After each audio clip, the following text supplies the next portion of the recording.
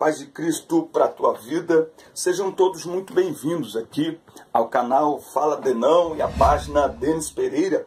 Curtam nossa página, inscrevam-se no nosso canal, que nos ajuda a estruturar todo esse trabalho. Eu sou o Denis Pereira, ou o Denão, como jovens e adolescentes nos chamam. Há uma amizade muito forte nesse trabalho que nós realizamos há mais de 20 anos, liderando, dando aula na escola dominical, palestrando, ministrando a palavra. Você pode aí nos conhecer melhor, todas as nossas redes sociais estão linkadas aqui, estão descritas aqui.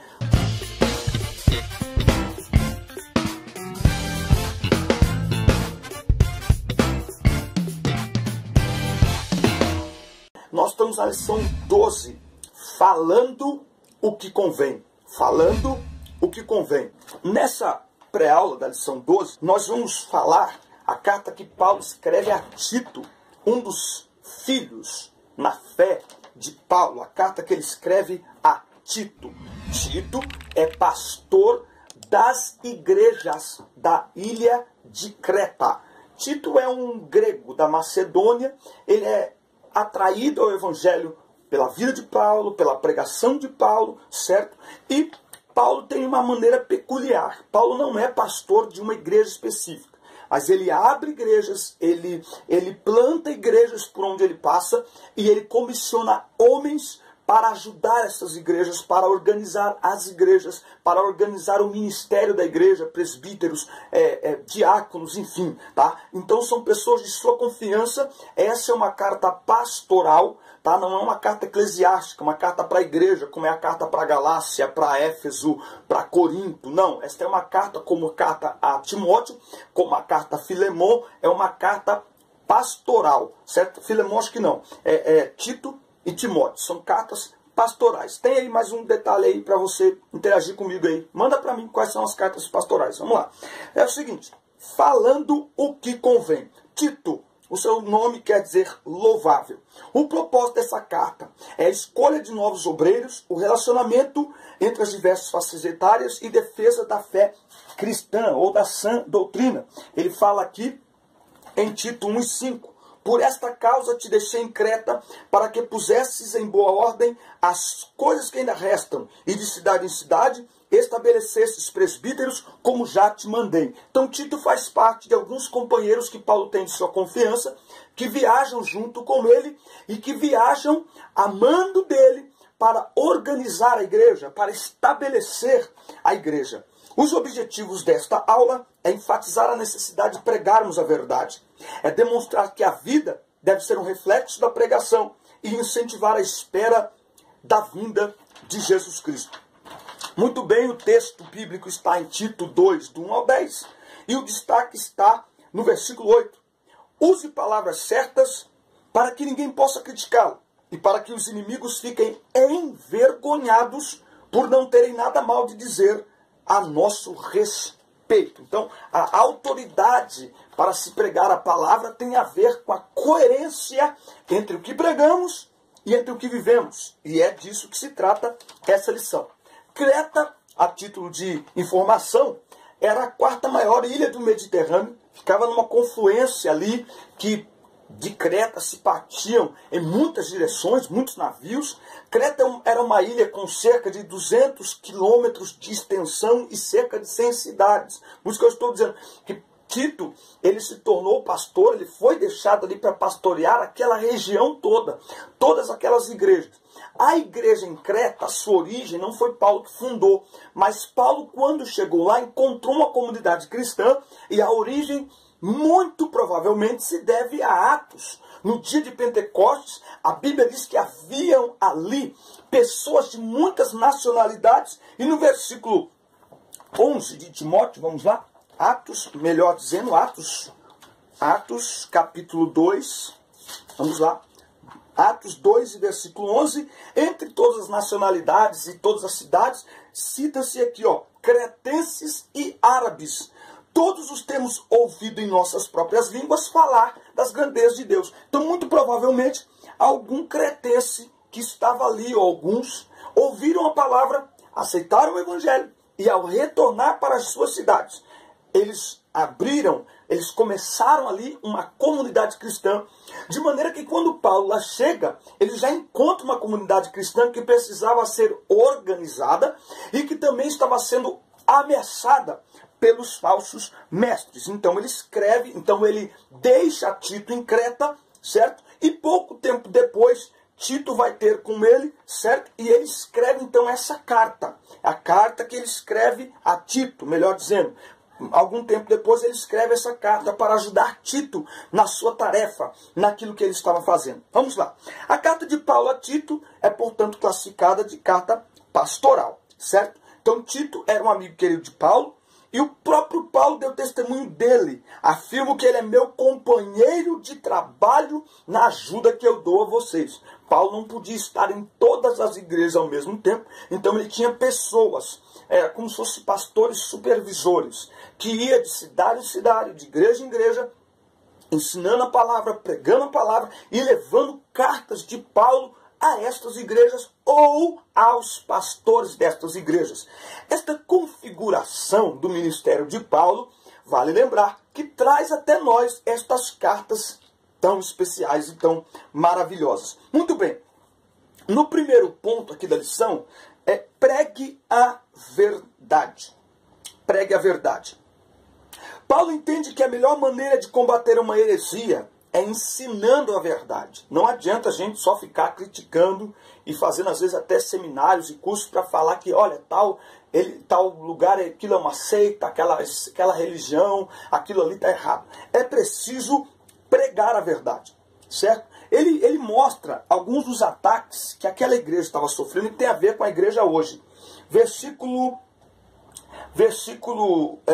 Ele fala aqui, ó, no capítulo 1, a partir do 10. Porque há muitos desordenados, faladores vãos e enganadores, principalmente os da circuncisão, aos quais convém tapar a boca, homens que transtornam casas inteiras, ensinando o que não convém por torpe ganância, ensinando falso ensino para ganhar dinheiro, certo? Então, eu coloquei aqui algumas observações. O falso ensino, lembra que eu falei, é legal você ter sempre uma caneta para anotar aquilo que a gente está falando, ou referências que a gente coloca.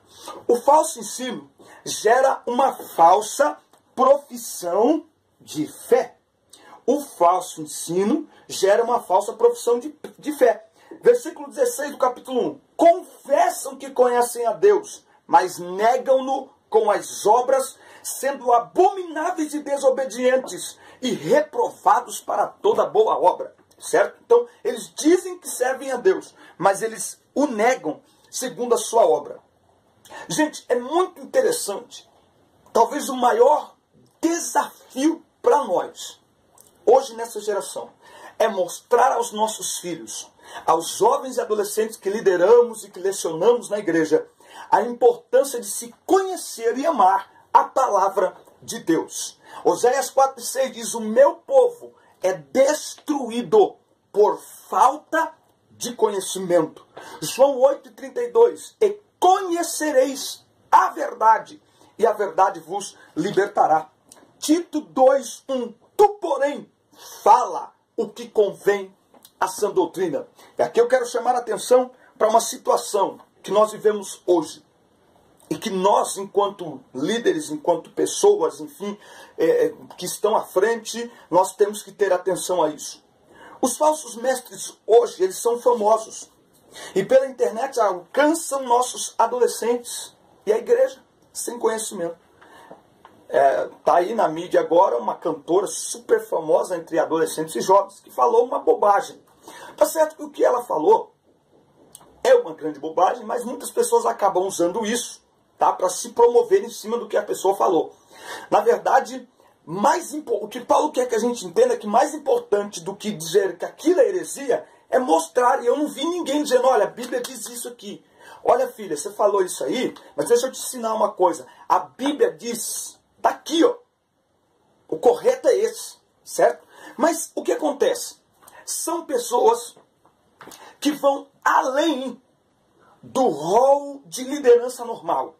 Então veja, são pessoas que muitas vezes têm maior influência sobre nossos jovens e adolescentes do que o pastor local, do que eu e do que você.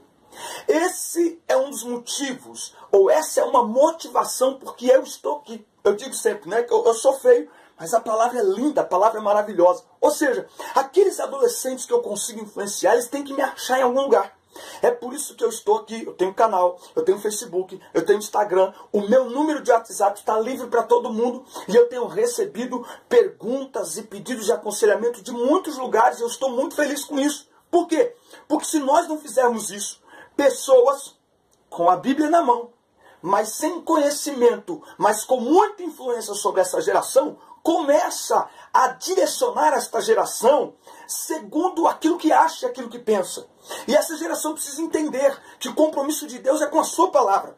Não importa quem diga, não importa quem fale, por mais famoso que seja, o compromisso do Senhor é com a sua palavra. Então eu quero aqui deixar um alerta, eu quero deixar aqui o nosso maior desafio, é ensinar a esta geração a amar a palavra de Deus e a conferir nas Sagradas Escrituras o que está sendo ensinado, a amar a verdade, a aprender a verdade, a se alimentar da verdade, para que possa pregar a verdade, para que possa inclusive combater as heresias pregando a verdade. Então tem muita gente que só combate heresias e tem muitos aceitando as heresias. Por quê? Porque não conhece a verdade. Então todo ensinamento, por mais que ele venha por meio de uma pessoa influente, uma pessoa legal, uma pessoa que todo mundo gosta, mas ele precisa estar fundamentado, alicerçado na palavra de Deus. Então prega a verdade, prega o que convém à sã doutrina, a palavra não contaminada, a verdade verdadeira, a verdade incontestável da palavra de Deus, certo? Então, a nossa regra de fé é a Bíblia. Eu repito, não é este ou aquele que fale, por mais influente que seja, não interessa.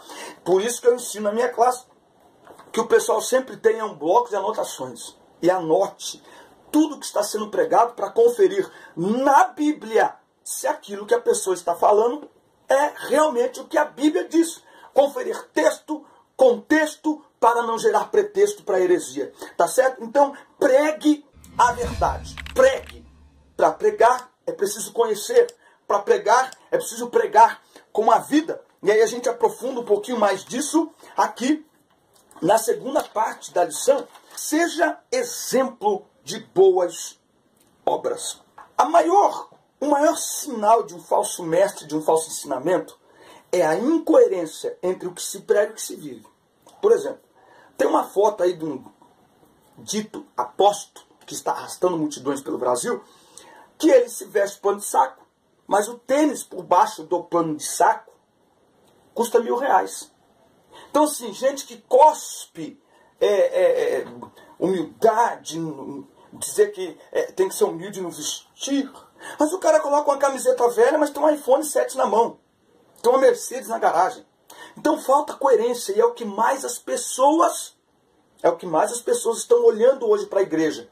Esse tempo que Paulo escreve essa carta para a igreja em Creta, para o pastor Tito, aquela comunidade estava em um colapso espiritual. Em problemas sérios espirituais. A comunidade de pastores estavam sendo assolada pelos falsos mestres. Enfim, o problema é esse, falsos mestres infiltrados na igreja, se vestindo com a igreja com a Bíblia na mão.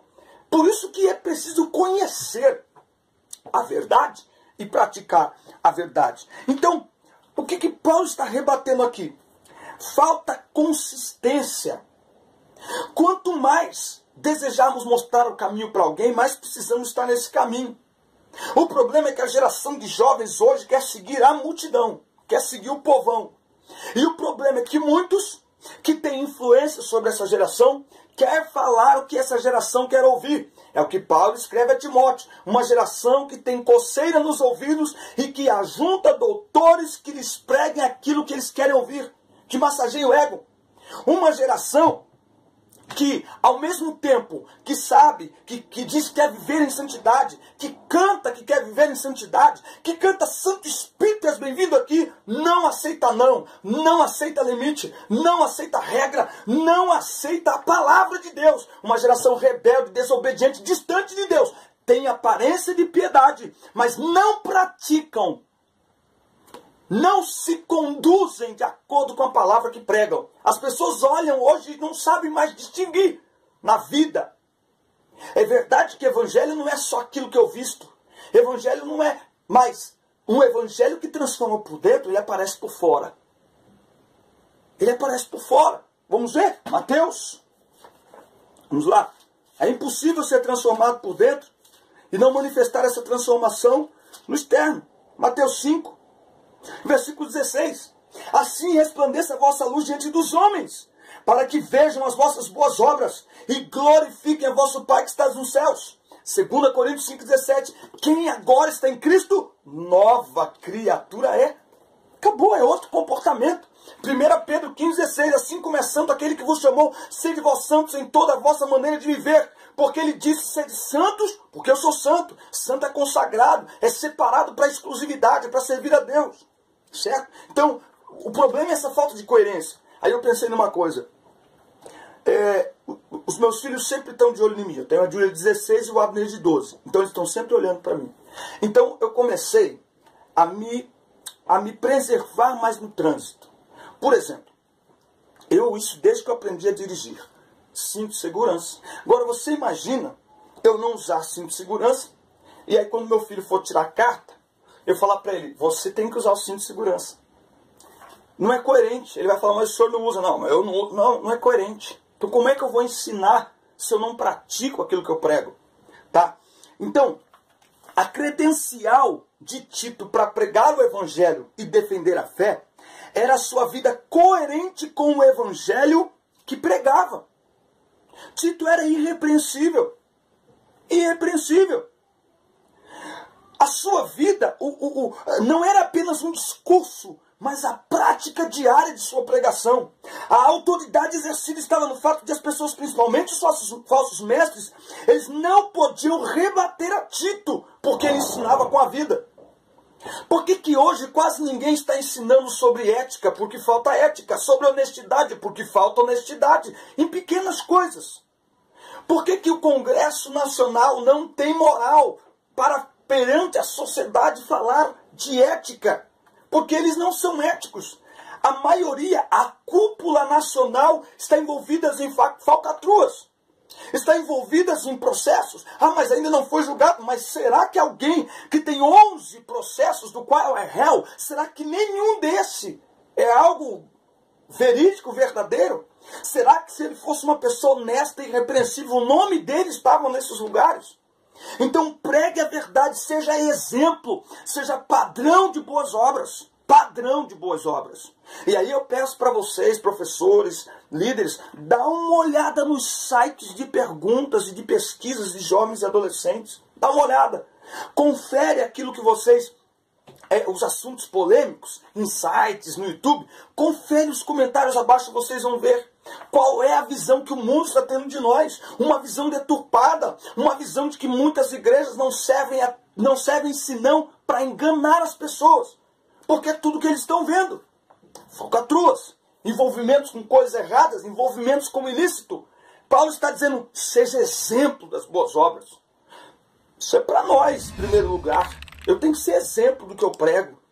Eu tenho tido a oportunidade de pregar para muitos jovens e adolescentes. Somente agora, em 2016, foi 90% das ministrações, das palestras para jovens e adolescentes. E sempre os meus filhos estão comigo. E é um grande desafio. Tem muita gente querendo pregar santidade, querendo ser usado por Deus.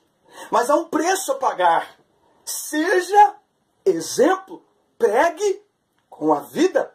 Que as pessoas, ao ouvirem você dar a aula, ao ouvirem você no púlpito, elas digam o que ele está falando, ele vive. Acabou. Seja exemplo de boas obras. Por quê? O falso ensino perverte famílias e gerações inteiras. Mais uma vez, é preciso amar a palavra de Deus. João 14 e 21. Aquele que tem os meus mandamentos e os guarda, esse é o que me ama. E quem me ama será amado de meu Pai. E eu também o amarei e me manifestarei a ele. Quem ama a palavra de Deus, Jesus está dizendo, eu me manifestarei àquele que me ama, porque quem me ama guarda a minha palavra. Não interessa o que o mundo está dizendo, é preciso guardar, é preciso ler, é preciso meditar, é preciso praticar essa palavra. É preciso viver uma vida diferente, que o mundo veja a luz de Cristo em nós. 1 Pedro 2,9. Mas vós sois a geração eleita, sacerdócio real, nação santa, povo adquirido, para que anuncieis as grandezas daquele que vos chamou das trevas para a sua maravilhosa luz. Exemplo de boas obras é alguém que ilumina os ambientes por onde passa. É alguém que ilumina a escola, é uma luz na escola, é uma luz na internet, é uma luz em casa. Tem que ser coerente. A maior incoerência é alguém que manifesta muita espiritualidade no templo, mas é carnal em casa, é imoral em casa, é desobediente em casa, é rebelde em casa, é incoerente, não bate. E esse é o maior problema dessa geração. Pula na igreja, salta e rodopia, tem dons espirituais, canta que é uma maravilha, mas não obedece pai e mãe, cola na prova, falta na aula. Falta coerência. O maior desserviço à igreja não é o externo, é o interno. São pessoas que estão dentro da igreja, mas não vivem de acordo com a palavra de Deus. São mentirosos, falsos, hipócritas. E o mundo não aguenta mais isso. O mundo não aguenta mais isso. Se é para ir para Jesus, tem que ser para ser transformado. Para viver essa palavra. Mas como viver uma geração que não lê? Não medita, não memoriza a palavra de Deus. Se ela é a luz, se é ela que liberta, se é ela que santifica. Então esse é um grande desafio nosso. E aí ele termina a lição falando sobre que nós devemos aguardar Jesus Cristo com expectativa e felicidade. Nós nunca vivemos uma geração tão ligada nas coisas da terra, tão focada nas coisas da terra. Então é tempo de colocar os olhos na eternidade.